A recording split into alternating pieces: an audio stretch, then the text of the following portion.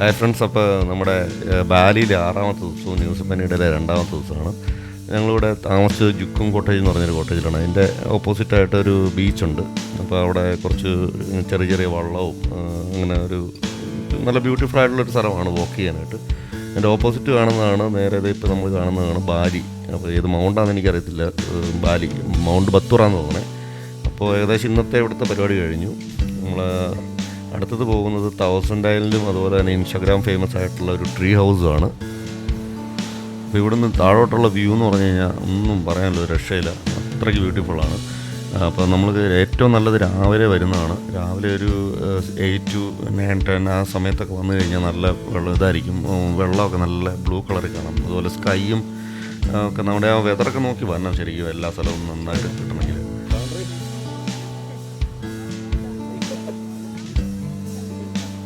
ഇത് ഒരു ഫോട്ടോ എടുക്കുന്നൊരു സ്ഥലമാണ്. പയ്യൻ അവിടെ നിന്നിട്ട് കുറച്ച് ഫോട്ടോസൊക്കെ എടുത്തു. അതുപോലെ തന്നെ ഇതിൻ്റെ ഒരു വ്യൂ പോയിൻ്റാണിത്. ഇവിടെ ശരിക്കും പറഞ്ഞാൽ ഇങ്ങോട്ട് വന്നെങ്കിൽ നമുക്ക് പേ കൊടുത്തിട്ട് വരാവുള്ളൂ. ഈ വ്യൂ പോയിൻ്റൊക്കെ നമുക്ക് ആക്സസ് ചെയ്യാം. അവിടെ ഒരാളും ഉണ്ട്. നമുക്ക് അതിന് ശേഷമാണ് ഇവിടുന്ന് നമ്മൾ താഴോട്ട് കടത്തി വിടത്തുള്ളൂ. അപ്പോൾ ഇത് കണ്ടോ, ഈ വെള്ളം കണ്ടോ എത്ത് ക്ലിയറാന്ന് നോക്കി എൻ്റെ താഴെയുള്ള കാണാം. അവിടെ ആ മൗണ്ടിൻ്റെ സൈഡിലാണ് ഞങ്ങൾ നിൽക്കുന്നത്. ഞാൻ ഡ്രോൺ പറത്തി ക്യാച്ച് ചെയ്തതെല്ലാം. ഞങ്ങൾ ഏകദേശം താഴെ എത്തി നമ്മുടെ ട്രീ ഹൗസ് ഏകദേശം അടുത്ത് വന്നുകൊണ്ടിരിക്കുകയാണ്.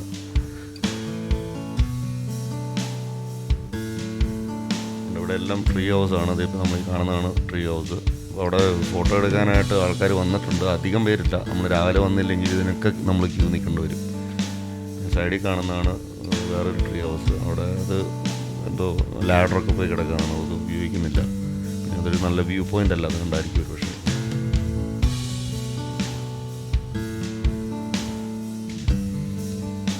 ഇതൊരു ചെറിയൊരു ഷോപ്പാണ്. അത്യാവശ്യമുള്ള ഡ്രിങ്ക്സും ചെറിയ സോഫ്റ്റ് ഡ്രിങ്ക്സും അതുപോലെ ഫുഡൊക്കെ കിട്ടും അവിടെ.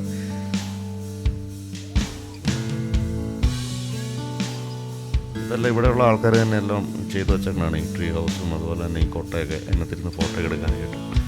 അതിനുശേഷം ഞങ്ങളുടെ ടോക്കൺ നമ്പറായി ഞങ്ങൾ അങ്ങോട്ട് പോവുകയാണ്. ഇതാണ് ട്രീ ഹൗസ്.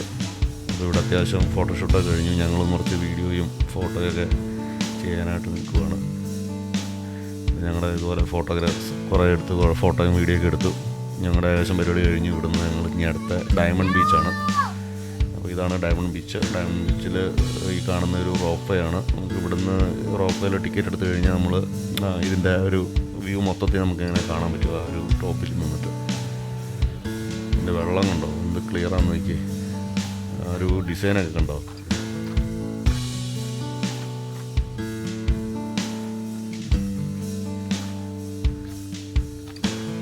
കുറച്ച് റിനോവേഷൻ ചെയ്തുകൊണ്ടിരിക്കുകയാണ്. ഇവിടെ എന്തൊക്കെയോ അവർ പ്ലാൻ ചെയ്യുന്നുണ്ട്. സ്റ്റിൽ ടൂറിസ്റ്റിൻ്റെ ഒരു ഇതിലോട്ട് വരുന്നേ ഉള്ളൂ. ശരിക്കും അറിഞ്ഞുകെട്ട് വരുന്നേ ഉള്ളൂ ഈ സ്ഥലമൊക്കെ ശരിക്കും.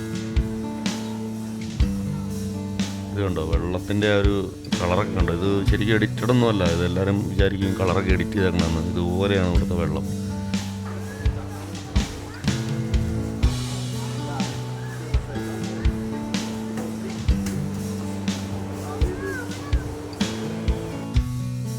ഇത് ഡയമണ്ട് ബീച്ച് എൻ്റെ ഒരു ആക്സസ് ചെയ്യാവുന്ന ഒരു ഏരിയയാണ്. ഇപ്പോൾ കണ്ട അവിടെ ഒരു സ്റ്റെപ്പൊക്കെ ഉണ്ട്.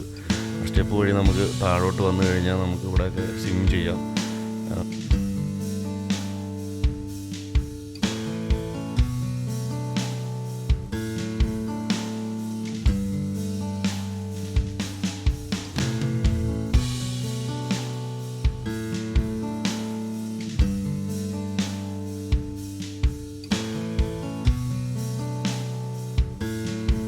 റെസ്ട്രിക്ഷൻസ് ഒന്നും ഇല്ലാത്തതുകൊണ്ട് ഡ്രോണൊക്കെ അത്യാവശ്യം നന്നായിട്ട് പറത്താൻ പറ്റും. ഇവിടെ ഡ്രോൺ കൊണ്ടുവന്ന് കഴിഞ്ഞാൽ നല്ല ഭംഗിയായിരിക്കും.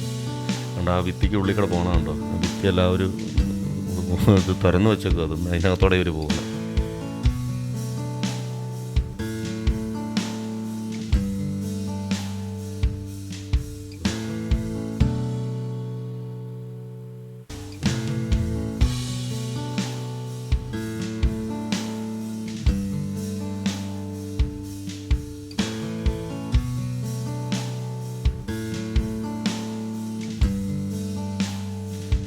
അതുപോലെ തന്നെ നമ്മൾ ഫുഡ് കൊണ്ടൊക്കെ വന്നു കഴിഞ്ഞാൽ നമുക്ക് അവിടെ ഇരുന്ന് കഴിക്കാനായിട്ട് ഒത്തിരി ചെറിയ ചെറിയ ഇങ്ങനെ കൂടാരം ഉണ്ടാക്കിയിട്ടുണ്ട് അവർ. ഇങ്ങനെ ഓല കൊണ്ടോ പുല്ലൊക്കെ വെച്ചിട്ട് എന്തൊക്കെയോ നല്ല രസമാണ് പക്ഷെ അത് കാണാനായിട്ട്. അപ്പോൾ അതിൻ്റെയൊക്കെ പല സൈഡും പല വ്യൂസുമാണ്. ഇതാണ് അടുത്ത് തൊട്ടടുത്തുള്ള അത്തു ബീച്ച് എന്ന് പറഞ്ഞത്.